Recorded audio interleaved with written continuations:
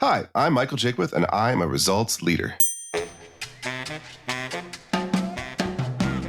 You're listening to ResultsLeader.fm. Being a thought leader is easy. Getting results is hard. This show is for the results leader who lives and dies by their results. Here is your host and Chief Results Leader, Jonathan Rivera. You are listening to ResultsLeader.fm. This is the only show on the internet dedicated to the coaches and consultants who are relentlessly getting results for their clients. Welcome back to another episode. So stoked you're here. And as always, I have another amazing interview. In today's episode, how your weaknesses can make you stronger. The secret to improving your identity. Why trusting your gut can be a massive mistake. Today, Mr. Michael Jaquith, the Catholic life coach for men, is on the show. Let's jump in. Michael, welcome to the show. Are you ready to rock this thing? I am ready. I'm excited to be here. Thank you so much for having me on. Let's do this. Let's give our listeners a quick win. What book have you given most as a gift? I'm going to go with one that's a little bit different. I'm going to go with Never Split the Difference by Chris Voss. And the reason why I love this book so much is it's so fun. His stories are so engaging.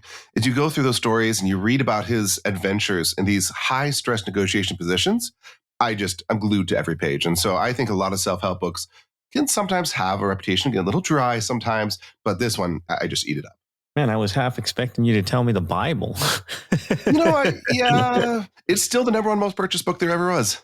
All right, let's go to story time. Tell us a story of how an apparent failure set you up for later success.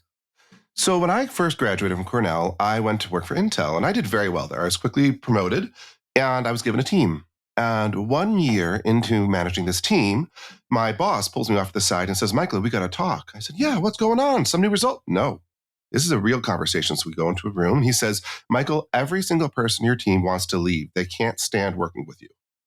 And it was a gut punch. I just remember blinking with my mouth open like a fish. I'm like, what? And he says, I'm serious. This is not a joke. They all want out. But I see potential in you. So if you are willing to learn and change, I'm going to give you another team. And he did. And he was ruthless. And I love the man dearly for it. But he taught me so much about how to be present with people, to be supportive, to encourage, to give people freedom to actually drive their own projects. And all that stuff just was transformational for the rest of my life and ultimately set the stage for what I do now. Let's back up for a second, because you weren't self-aware enough to know that your team was not happy. So can you give us some tips on how to maybe notice that kind of thing so that you can actually fix it? I think one of the biggest things that I would contributed to me being so oblivious was I didn't talk to them at all. I mean, other than official meetings, I never checked in. I mean, I'm sure there's a ton of little signs about facial expressions when I would say things during a meeting. But one of the things my boss really required me to do was just to spend time face to face with one person, talking about what's going on in their lives a little bit, like not personal details, but just engaging them and inviting that feedback. Hey, how is it working with me? What could I be doing better? And I did none of that. And so I think right there, I'll throw it out there. If you're in that situation where you're not inviting that feedback, you might be a lot closer to my story than you think. Now, how do you work through that? Because I think that we have entrepreneurs listening to this show. You have to have some ego. You have to be a bit of an alpha. But how do you take that feedback without letting it bruise your ego and actually use it for improvement? Can you give us a tip or two? I think one of the biggest things there is to recognize that we all have weaknesses, and it doesn't diminish my strengths to acknowledge I also have weaknesses. And it's a both and, like so much in life. It's got to be both one and the other. But to be solid enough and strong enough in confidence of who I am and what I can do is actually the real foundation that lets me take that feedback. I'd say it's a false confidence that I have if I'm not able to accept that kind of feedback. What would you say is the most worthwhile investment that you have ever made? So I'm going to go a little bit off script here as well, and I'm going to go with my children. So I have 6 lovely children at this point, and I have a lot of friends of mine from school who never got married, or if they did get married, didn't have children. And the joy that these children bring to my life is indescribable. And our children investment of time, money, and effort, absolutely. I haven't worked harder on anything else in my entire life, and I would not choose anything else in exchange for them. 6 kids, huh? I got one. I'm thinking, wow, that sounds like a lot of work. But does it get easier the Yeah, more you have? my wife says it best. Whatever number of children you have is the hardest you've ever had. It doesn't matter if it's 1 or 10, because every child, the way the demands work, the way the cycles work, you come to a piece and come to a pattern and rhythms with whatever number you have. And 6 is no harder than 4. 4 is really no harder than 2. 1 can be extremely difficult at times in different ways. And so, whatever number it is, you have a set of challenges that will tax you as much as you can imagine. What is the age range between all the children? So we had 6 kids in 8 years, just to put some context here. My oldest is 11. My youngest is 3. So we have 3 girls and 3 boys. All the boys, we call them our Irish triplets because they were each 1 year apart. And Irish triplets isn't a word because nobody's actually ever crazy enough to do after the Irish twins to do it again. Nice. In the last 5 years, what new belief, behavior, or habit has most improved your life? So I'm going to go with another funny one here. I am an avid hunter, but I was not always so. This last year, I had the opportunity to go with a buddy of mine from church to the mountains of Colorado to hunt elk. And there is something soul touchingly beautiful about being up 12,000 feet high, looking at the sunset, hiking through snow, and just this peace and this quiet. I have more prayer time, more meditation time, more reflection. When I'm up there sitting down, it literally forces me to sit my bottom and do nothing else than just be. And I think that's a skill that I can say, at least for myself, was sadly lacking in my life. I'm an achiever. I charge forth, get everything done, grab the bull by the horns, pin the bull to the ground, move on to the next bull. But when I go hunting, I actually stop and I think and I reflect and I pray. And that has been a game changer. Why is that quiet time so important to you? True peace, true meaning is found in quiet. When we're busy, when we're distracted, we get stuff done. But the truth is, we're a human being. We're not a human doing. And so many of us get distracted and try to be a human doing. And it's easy in this world to allow accomplishments to become an identity.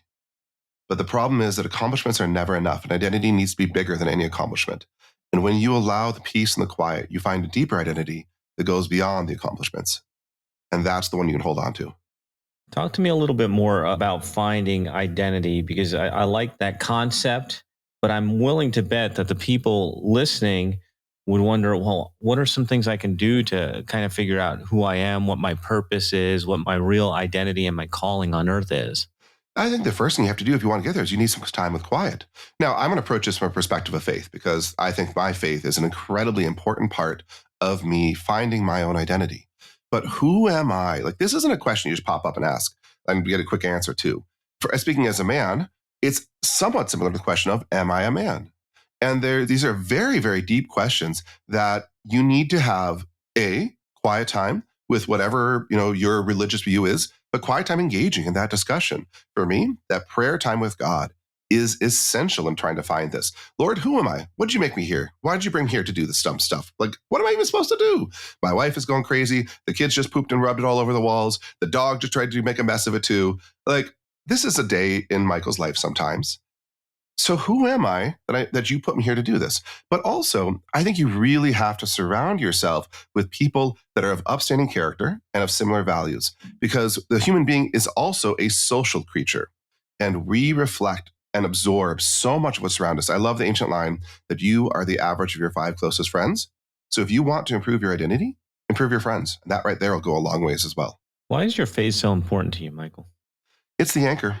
I mean, at the end of the day, so I just finished watching the Chris Hemsworth show, Limitless. Phenomenal show. I love it. And the whole family watched it.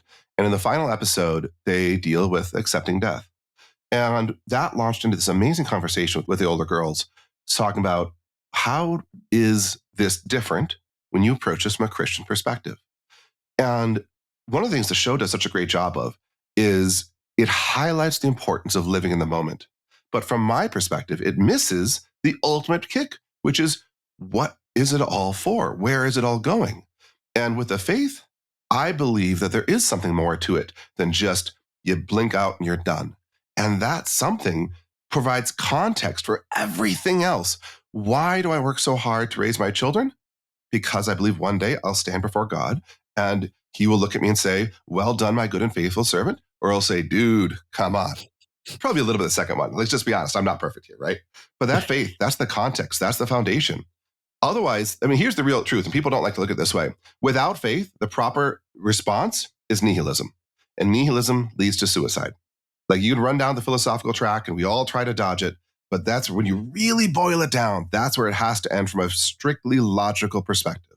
Michael, what are some bad recommendations you hear in your area of expertise? So I do life coaching. And I think the one that drives me the most nuts is when people tell someone, when another coach might tell someone, oh, just go with your gut. If you think that way, it's probably fine. If it feels that way, it's probably fine.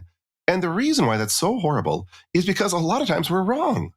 You know, the other day I forget what I was doing, but I was hoping to, have some snuggle time with my wife. And she went off and she just jumped in the car and she drove off to go do something. I had no idea where she was going, but I assumed, oh, she must be mad at me because she took off. Like when I told her earlier that maybe, we might have some snuggle time. And I got myself all worked up. And if I had followed this bad advice, I would probably have said some things to her that would not have ended well. But then I realized later on, one of her friends had called her last minute with a problem that really needed help. And she forgot her phone at home. There's a whole sequence of events. And she was so apologetic when she got home. And by not believing the story that I had generated in my mind, things turned out a whole lot better than they would have otherwise. We interrupt your regularly scheduled program for a public service announcement. We're going to get right back into this show, but I wanted to ask you a question. If you have been listening to the show for any amount of time and you've picked up even one single tip, then I need your help. Get the word out. Tell people about resultsleader.fm. Share it on social media. Share it on your email. Share it anywhere. #ResultsLeaderFM. Now let's jump back into the interview. Why do results matter? I started my career as an engineer. As an engineer, you have a project and it works or it doesn't. And the reality is talk is cheap. And these days we live in a world where there's a lot of talk, whether you look at it politically, whether you look at it, how do I say it, in the different ways that people stage, virtue signaling, all the different stuff out there. Talk is cheap. But at the end of the day, I have 6 kids to feed. I've got a roof to keep over the head. I live in Northern Idaho. It's snowing a full-on blizzard out there right now as we're recording. And so either results matter and I get to get the cars out of the driveway, or they don't matter and we're not going anywhere. So results, they've got to be there. We do live in a world where results need to be there. But a lot of people like the talk instead. What do you mean by virtue signaling? Oh boy, we're going there. Okay. So I think these days, people, because they're missing so much identity, because they don't have a well-founded identity, are desperate to put together a fake identity, anything to hold on to. And so if I don't know who I am and whose I am and what have a foundation, I'm searching for something. Otherwise, how will you understand me? With Michael, without the faith, there's a shallow version. There's nothing there. And so I've got to desperately try to create something. And so I'll signal this by saying, ooh, I'm a virtuous person. Look, I'll say the right thing. And what's interesting is it's not even necessarily the moral thing. It's whatever's deemed the current popular thing. And so you see this just happened. I was involved in ice fishing and something went wrong. And I posted a warning on the Facebook ice fishing thread saying, hey, look, the ice is thin right here. And hey, my actions may have been a little silly as well, but I got flamed for some of the stuff on there. And I'm like, I don't care. Like, I have an identity.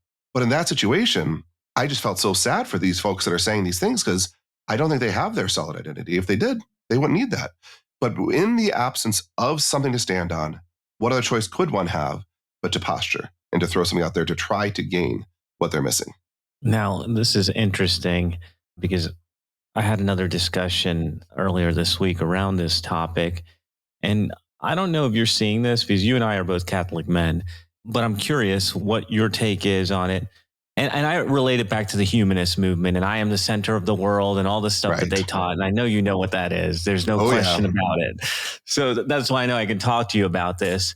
So I feel like we are starting to see a shift where people are realizing that, hey, maybe I'm not the center of the universe. Maybe what society says isn't exactly right. And they're starting to grasp for something. And I think they're starting to look for light. They're starting to look for the Lord and they're starting to look for the truth. are you seeing, or what are you seeing in terms of people actually searching for the truth? So the darker the society gets, the more desperately one searches for a light. And let's just call a spade a spade. The United States was founded on the basis of Christendom. It was founded Judeo-Christian. Judeo-Christian values are woven into virtually every single document the founding fathers wrote. Since then, we have drifted away from those values significantly as a country. And what I think I'm seeing is as that foundation drifts and things start to get a little darker, and you see this economically, politically, with moral decline, all sorts of different indicators, I agree with you. People do start looking a little, they wake up a little bit and they're like, whoa, I was made this promise and it's not working. And they start looking around a little bit like, hey, is there a better option? What else is out there?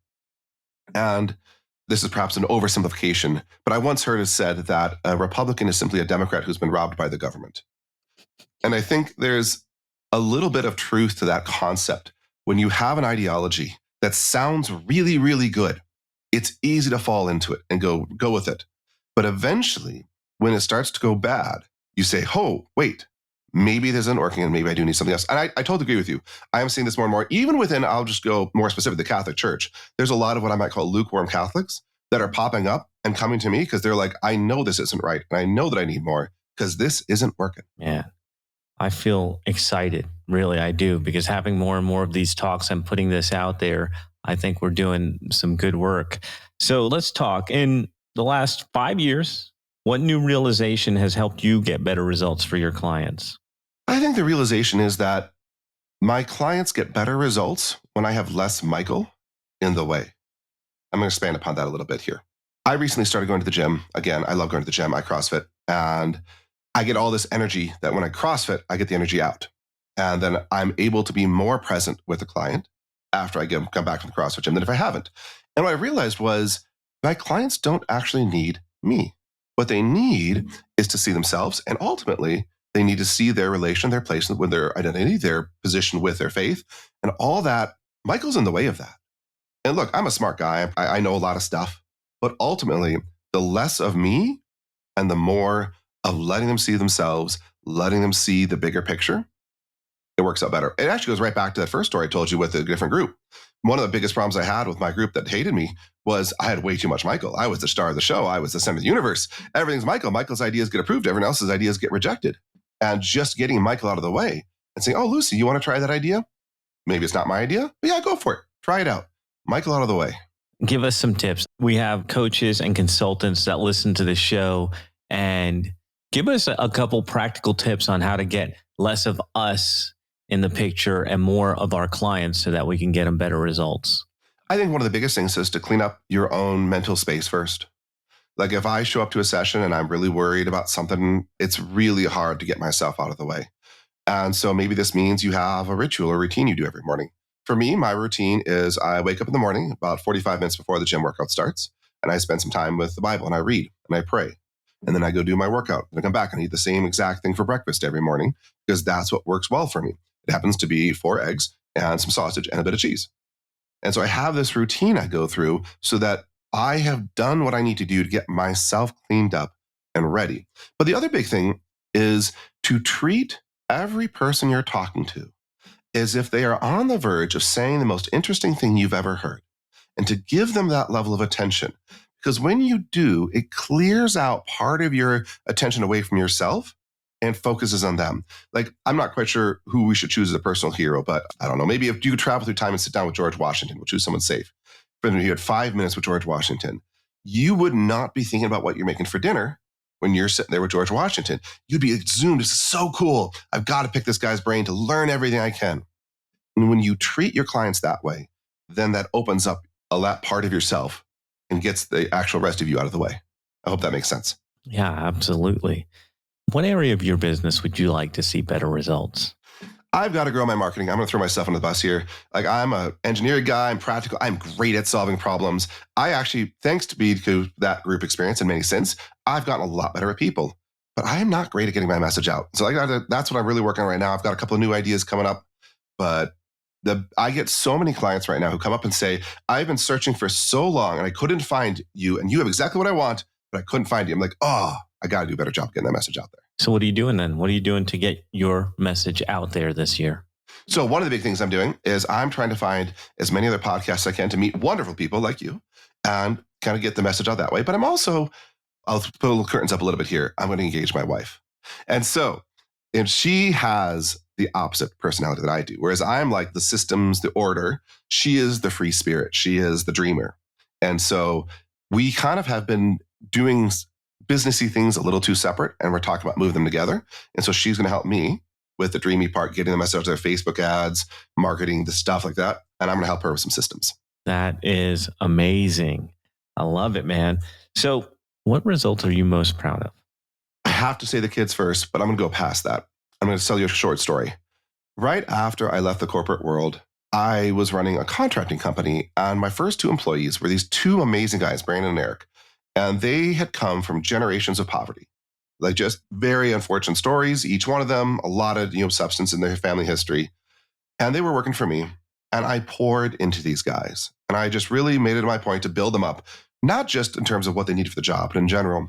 So much so that ultimately, a couple of years later, they told me they were going to quit working for me because they wanted to go start their own company. And I have to be honest, it was hard. Like when you have key players, it's hard to see them go. And it took me 15 minutes probably to walking, just not saying anything before I could calm myself down. But I realized what an amazing blessing this was. And so I pivoted and I coached them through their companies and helped them build that company. And now those families are changed forever, because now these families that had always been living paycheck to paycheck, barely making it, they made more in the last year that I was coaching them than they had in their entire life up to that point. And like, dude, if that's not something that I get to like be proud of. And just one more addition there. One of them said to me one day, he said, Michael, I would never have considered the faith, but after this time I've spent with you, my heart is maybe open to maybe there's something there. And amen, brother. I can't ask for better than that. You showed him the light, huh? A little tiny bit. I love it. Got myself out of the way. Yeah. Any parting thoughts you'd like to share with the results leaders who are listening to us right now? I think right now in this COVID world, we are all incredibly alone, and that is way more damaging than we think. It's very easy to persuade yourself, I'm fine, I've got people, I do Zoom, but we all right now are so disconnected and so separated, and the human being is a social creature.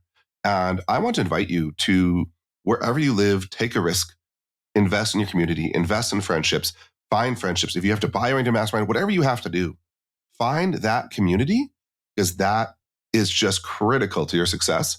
And there's this little piece inside of us that slowly withers if it's not being fed by good community. And that's the same piece that ultimately will lead to success in your business. I know our listeners are going to want more. Where can they get more from you? So the best spot to find me is just type in Catholic Life Coach for Men. .Thoreau.com, that's my website. Throw on a podcast, you'll find my podcast, Catholic Life Coach for Men. I am Catholic. I do life coaching for anyone who's of the Christian faith. And so if you are interested, come check it out. I'll give you a free hour, pour it into your life, and we'll see where it goes. And I appreciate speaking with you. Thank you for being with us here today, Michael. Thank you, results leaders, for tuning in. Another episode is in the can. That is a wrap for another edition of ResultsLeader.fm. If you are out there getting results for your clients and you want to be featured on the show, go to ResultsLeader.fm now and apply to be on the show. And if you love what you're hearing, share the show, give us a rating and review, do anything to help us get the message out there. Thought leadership is easy, but results leadership is hard. We'll catch you on the next one.